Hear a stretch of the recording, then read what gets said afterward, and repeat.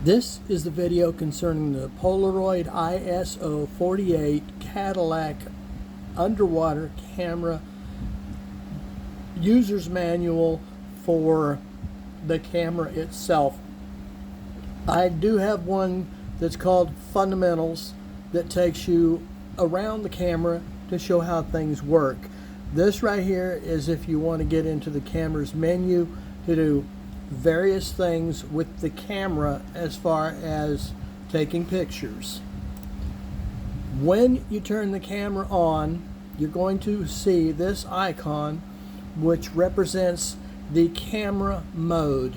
This camera has three modes. One is camera, one is video, and one is media or library. I have separate videos for those. I invite you to watch all of them as they are good information. When you turn the camera on and you get ready to take a picture, it may say turn on the flash. When it says that, all you have to do is press that button and you will turn on the flash. If the flash says the battery is too low, I have found out that here's your battery indicator right here. I have found out excuse me, that you cannot use rechargeable batteries for the flash to work because it wants more power. You have to use regular Energizer, Duracell, or any other high power battery for this thing to be able to make the flash work because it is an LED extremely bright flash on the front of the camera. To get into the menu, all you have to do is press this button down here.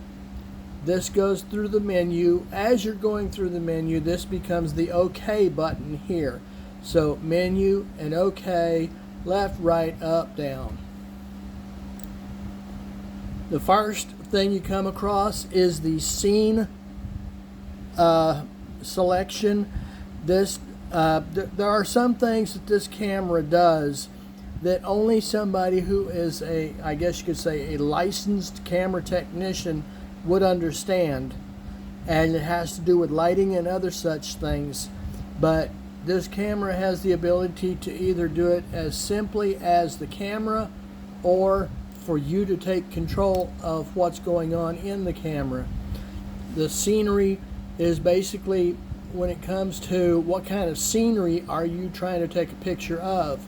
Are you trying to take a picture of a person? Are you trying to take a picture at night?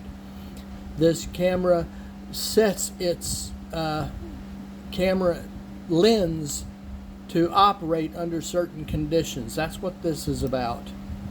Image resolution is obviously kind of like what you're looking at right now with the camera is the detail, which this thing has a lack of at the moment. Actually, it has to do with the amount of pixels that each picture can have. It lets you clarify the picture.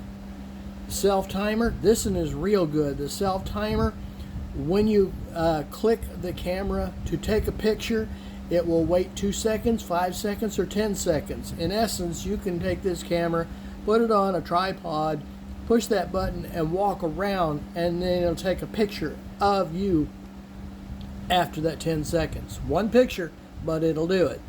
But it's 10 seconds, 5 seconds, and 2. Anti-shake, it's ironic that this thing is fuzzy because it wasn't the camera that took the picture, obviously. But you can turn on anti-shake, and what it does is it takes the picture at such a speed it doesn't register shaking. So it's more or less anti-shake. The multi-snapshots, this one is the fun one. Multi-snapshots on means you push the button on the camera to take a picture and then you start moving the camera. As you're moving the camera, it will take continuous pictures for, I believe, upwards of 5 seconds or something like that. But you can have multiple pictures on that. So if you want to take snapshots of somebody doing something, put it on multiple snapshots and push the button, and when it goes back to normal, it has stopped taking pictures. But it has taken about, if I'm not mistaken, 10 pictures. The best thing you can do with this camera, okay, when you get into the multiple snapshot section, be aware because this guy will change to show the multiple snapshots. When you're finished taking those multiple snapshots, you do need to go back in there and run it back to a regular snapshot camera to show the camera that I showed earlier.